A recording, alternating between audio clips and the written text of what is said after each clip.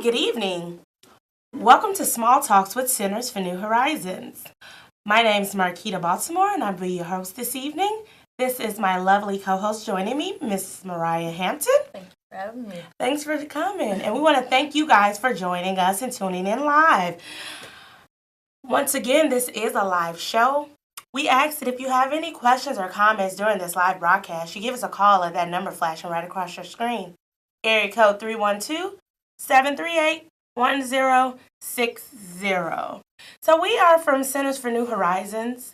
We are a community-based organization based out of Bronzeville. We've been there for about over 45 years. And what we're doing is providing services to youth and community engagement, and then we also have an adult and services and protective department, and then we do early childhood and education over there. So we're from the youth department. I'm the youth services manager, and Mariah is one of our lovely youth case managers. And this evening we're going to be talking to you guys regarding youth and fashion and the roles that they input into the fashion industry, and what are some common trends that we're seeing from now to from in and out in the fashion world. We are Centers for New Horizons. Our address is 4150 South King Drive. We're located at we can be reached on Twitter or Instagram at Centers 2.0. Our direct telephone number is 773 right there, 373-5700. Also, our website, www.cnh.org, if you guys want more information about our organization and exactly what it is that we do. So, fashion. Yes. It is essentially the most popular mode of expression of how a person can express themselves and be creative, because one of the first things people do when they see you is your appearance and your outfit, what you're wearing, your hair, makeup, all of that type of stuff. So it describes an ever-changing style, and clothes that are worn can also show culture status. So sometimes you can know by a certain thing that a person wears, typically maybe what background or culture or ethnicity it is that they are from. And then a fashion trend is something that occurs when others mimic or emulate a clothing style. So, Mariah, what do you think the importance of fashion is? I think the importance of fashion is everything. I think it allows a person to be themselves, show their personality through non-verbal body gestures, if that makes sense. So absolutely. I think I love it. So some of today's fashion trends start with fashion designers who design different collections like spring and fall and summer ones, and based on different hues and colors of inspiration that they get inspired by, they gather these different things throughout the changes of the season. So one thing that we want to go ahead and get into and talk to you guys about today is some of the fashion trends and things that we've seen transcend over the years in the fashion industry. So we're just going to take a blast through and go ahead and look at some of the different fashion that we've seen throughout the last 100 years, and who and what has influenced some of these fashions and fashion trends. So fashion has very greatly over time it has been affected by different people's age, race, occupation, their sexual orientation, locations, and sexual class, and also the seasons depend upon that time of year it is, because you wouldn't want to be out here wearing like shorts and skirts and then it's like winter time. So as you can see, some of the trends and things that people used to do in the 90s were wear like sporty, athletic, short bobs for hairstyles. A lot of fabrics were used back then were cotton. Women used to wear a lot of straight A-line dress with lower-to-hip dresses and no defined waistline, things of that nature. Some historical events that took place during that time where women were granted the right to vote and lead and have more open expression about things, so they were able to get into roles and start to, have an identity in a brand. It wasn't so much so of what your husband is going to pick out for you to wear. We started to have a voice and have a say-so in some of the fashion trends and things of that nature that we wanted to wear around the place. So how much attention do you pay to fashion, Mariah, and the things it is that you wear? Well, it varies. It depends on the time of season and what season I would want to go in. So it's about 50-50. community. I know a lot of times I look to magazines for help and support, and I also look to street fashion. I always pay attention to different settings, whether I'm professionally, socially, or casually, and I try to dabble and borrow to make it my own. And that makes a ton of sense because what you want to do is be able to adapt in a sense like a chameleon. People want to know when it's appropriate to wear certain types of materials and shades and skirts and all of this type of stuff. So it's just really great knowledge to know.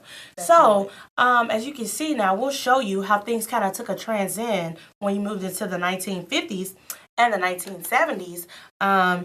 People started doing a little bit more retro fashion and wearing different jackets and hourglass-shaped skirts and waist stuff.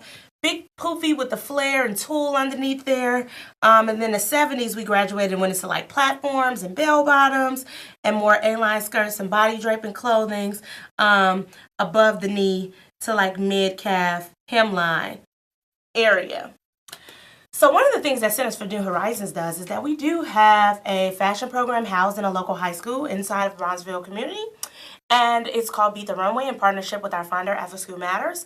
And our youth are getting a robust experience with doing hair, makeup, and fashion. But since we're talking about fashion and trends, I'll stick to that area of the scope. They are learning a variety of things. One of the projects that they do at the culminating or end of the event is put on a fashion showcase. And there they're picking 3 peers to dress them from head to toe for appropriate occasion. So one look might be for, say, a business professional look or business attire, and then one might be like a social event or casual attire where they dress a person down, and then one may be like formal ball gown room or that type of attire. And then they are responsible for picking out the pieces, sewing the pieces, putting some of the pieces together. They take a field trip and go out to consignment shops and secondhand Salvation Armies where they pick these items at a very, very low price. And they put a whole entire look together. And it's really amazing because you get to see how time changes, but not so much so like our elders kind of say, hey, I used to do that back in my day, or I used to wear that back in my day. All of those type of things begin to come back, and you see trends tend to repeat themselves. So we see a lot of that going on with this new millennium fashion and things of that nature. For those who just tuning in, Ms. Baltimore, for those who are watching, is Beat the Runway only housed in Wendell Phillips? Currently, right now, Beat the Runway is only housed in Wendell Phillips. However, After School Matters has a vast variety of programs for after school throughout the entire city of Chicago. I would recommend people to go on their website and see what it is that they offer that might be under the fashion scope or realm that's in your direct neighborhood or or a community area that you might be able to reach because they are about to begin their new cycle of spring programming next week, if I'm not mistaken. I believe it's coming up. So you just search by a zip code or a community area, and it would populate things that they have that may tailor to you. They have a variety of things. There's like sewing and button knitting, and it's a vast variety of things that they have, which is very good because a lot of our school systems right now they lack that. They don't have that vocational aspect, or a lot of them have taken away like home ec, cooking,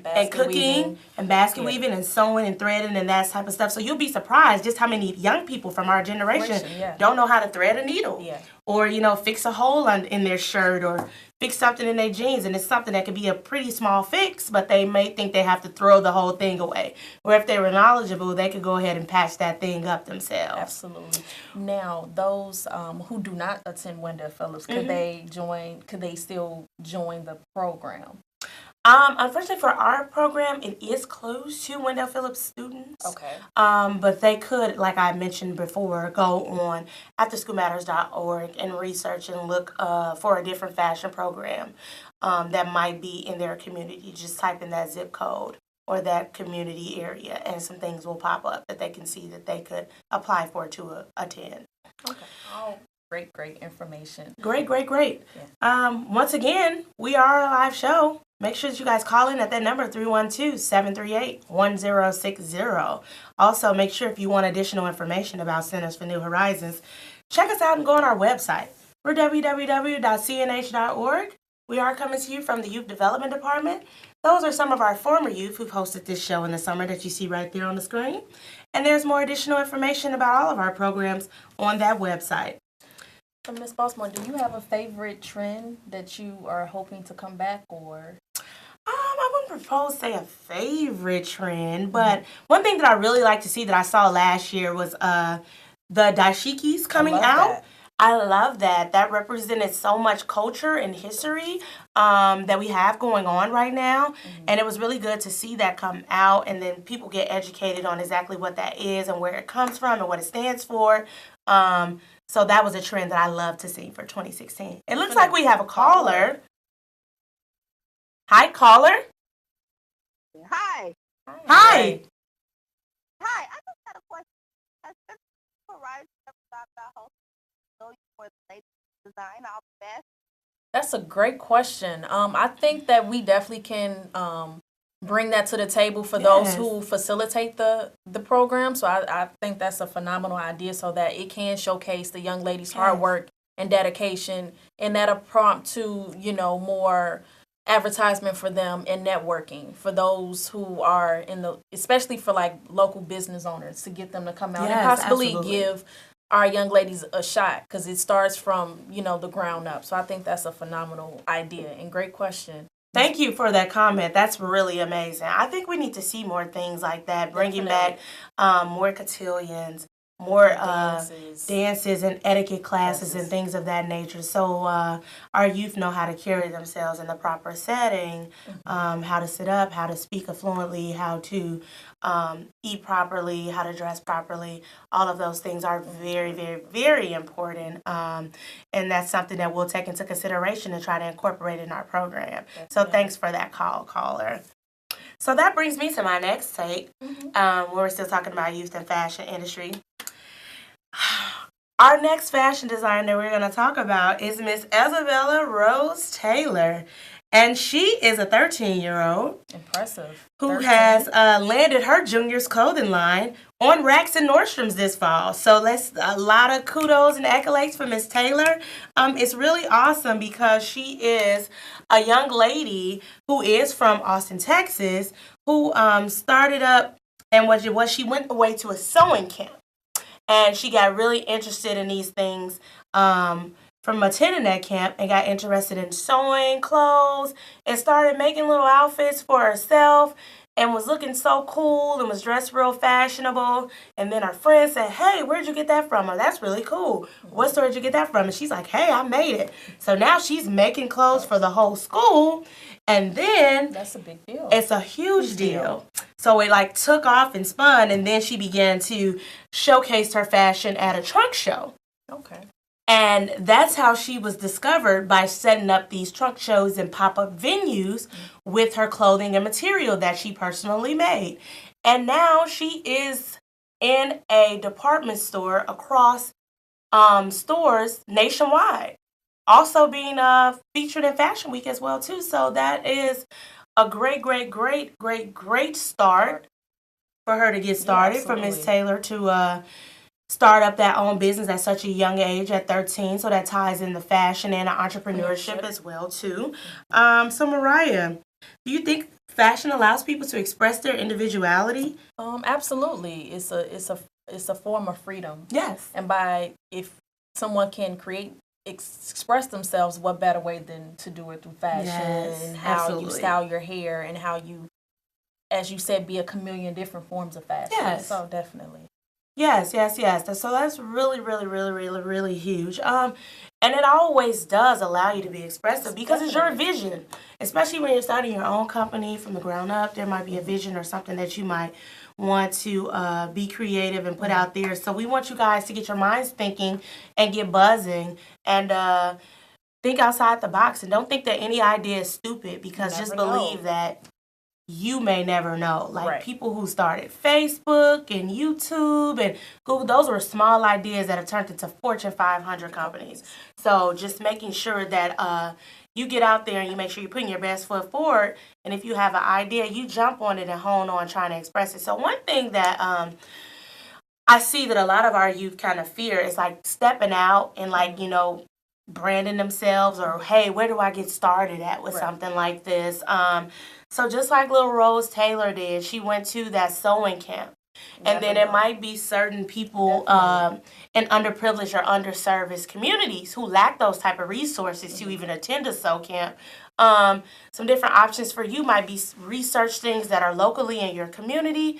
Reach out to your local CBOs, your community-based organizations and not-for-profits. Reach out to your faith-based organizations and leaders. Reach out to your local alderman's office. And then I always tell people, Google. Definitely. Google is a girl's and boys' best friend. Yes. So, yeah. Google. Looks like we have a caller. Oh, yes, we do. Go ahead. We have a caller. Caller. Hi, caller. Hi. Hi. How's it going? It's going great. Thanks for calling. You're on Small Talks with Centers for New Horizons. You got a question or comment for us? Yeah, I had a comment about the fashion and how, Black people just set the trends and set the pace and everything as far as our clothes, hair, makeup, shoes, and things like that. Okay. We just pick up from where we start and just go with the flow. We're the creators. Yes. Thank you. Thank you for that. Yes. So we would like to say that we have had a lot of positive impact influence on the fashion industry, and all of the trends that are being set. So thank you for that comment. So we want to now show you now how things kind of took a turn and transitioned over during the 1980s and the 1990s. And you can kind of take a view there and kind of see how there are like some leggings and leg warmers, and that's really back. Some skinny jeans there. A lot of people are wearing skinny jeans. 1990s look, you got Clueless girls there with the schoolgirl skirts, and the Tommy Hilfiger like sports bra and athletic apparels. I think that's made an appearance back now with new millennials.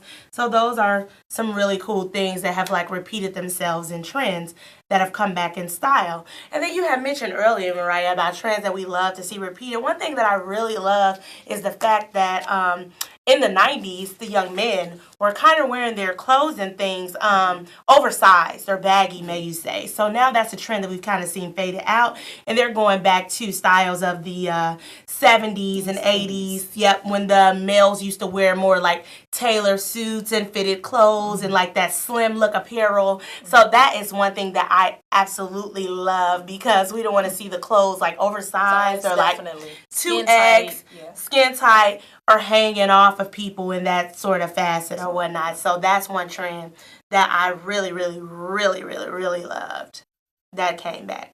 Once again, remember, we're Centers for New Horizons. We're live. Keep calling in. 312-738-1060. We're located at 4305 South King Drive. Our telephone number at Centers directly is 773-373-5700. If you have any direct questions that we don't get to beyond the show. Also, make sure you check out the website. There we are, www.cnh.org. So, Ms. Baltimore, is there a fashion trend that you are tired or maybe possibly is sick of? I don't know. I don't really have one that I'm kind of tired of. Okay. I see a lot of expressive creativity and fashion scope with things. So I wouldn't per se say I have one that I'm tired of. What about you? It's a couple, but I'll just narrow it down to one. I love flowers. Nice. I'm not crazy about the floral. Oh, okay. The floral's out for you? Yeah, it's becoming too much. So yeah, it's just a lot. Okay, so that will bring us to, so if you had a trend that you were tired of seeing, that might spark an idea for you to start up your own fashion or your own company and start, making your own clothing and things of that nature, which brings us to our next young person that we're going to discuss, who's making a very, very, very successful impact on fashion in the industry. And her name is Mrs. Egypt Eufalag. So Egypt is a 10-year-old, and she's from Queens, New York. And she was at one point getting bullied at school for being overweight. So what she decided to do was put her sewing machine that she had received from her mom to work, and she designed a plus-size clothing line that debuted at New York's Fashion Week. And she is one of the youngest to ever have a line featured in New York Fashion Week. So kudos to you, Miss Egypt, okay? That rocks. You totally rock out. She's been featured on the Today Show.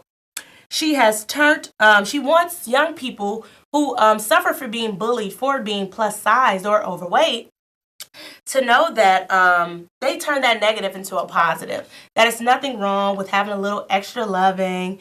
And she's named her clothing line Chubbly. That's creative. The chubby line. I'm sorry, not Chubbly. The chubby line. And you can find her if you want more information on Miss Egypt and her line that she's created. She's on Instagram, and her page is called Bully Chasers. So check that out, and just be inspired and be creative, and know that you are beautiful. No matter what size, color, shape, race, everyone is beautiful in their own way. And I love the fact that she promotes that, not just through expression through your clothes, but just positivity all around both young ladies. So absolutely, as Ms. Baltimore said earlier, you have to be your biggest supporter, advocate for you. I think you spoke a lot about it earlier, about just, honing in on your skills. You will never know who is paying attention. So definitely network. And if you have an idea, as Ms. Baltimore mentioned earlier, go with it. You never know how far it may take you. And therefore, it creates other jobs for youth who share the same common interests and ideas as you. Yes, absolutely. Yeah. And don't be afraid to Google. We are in a very tech savvy world right now. The internet is the information highway. So if you're puzzled about something, go ahead and just get started with the research and look it up and see, is it anything out there that's like it, or is it anything familiar? Google these people that we've mentioned: young Miss Taylor, young Miss Egypt, 10 and 13-year-olds out here at Fashion Week, out here with successful businesses, successful clothing lines. Look them up, look into it. See, are they offering any type of workshops for teens now? Absolutely. Internships is another powerful tool to network and be amongst the people that you would love to be amongst. And also use your social media pages as platforms, as you just mentioned. The Absolutely, yes. I think it's a great tool to sell yourself, of course, in a positive light. And you never know who may be, taking a peek at your page and say, hey, how can I get this person to make these mini buttons for the company, convention center? You never know who may be watching you. So definitely use networking, technology, and your social media pages as tools to your ability. I think that's key. Yeah, definitely. Very key, Ms. Hampton. Yeah. I want to say that because when you market yourself, you are your biggest advocate. And you're selling yourself. You're selling yourself. So nobody's going to build your brand but you, or promote yourself like you would. Right. So if you do start something up, you never know. It might catch off. You might have made a little something at home. Wear it. Promote it. Right. See how your friends feel about it at school. Put it on. Put it out there. And if people ask you for suggestions or input, hey, that shirt is a hit, or that jacket is a hit. That scarf is a hit. Whether it's something, appealing or not, everyone is going to look, regardless, I think. Well, for sure, because it's different. Hey, where'd you get that? So a person is going to ask a question to some degree to find out what inspired you or what made you wear that. So and I think that's really true, because the first thing people see for first appearances is what you have on. Absolutely. Or what you're wearing. So that's a really huge thing. They will see you, and they will make their own assessments of you. So don't be scared. Get out there, get inspired, get us some new fashion, okay? Because we're ready to see what this what you new millennials have on your mind and what type of ideas you have to take us further. Once again, we'd like to thank you guys for tuning in with us this evening. Keep in mind, we're here every Wednesday, 5 o'clock, Small Talks for Centers for New Horizons, live on CAN TV. You can call us at 312-738-1060. And then if you want any additional information about Centers for New Horizons, make sure that you check out our website. Go to www.cnh.org. I'm signing off. This is Ms. Baltimore. I'm Mariah Hampton. And Thank you for joining us. Good evening.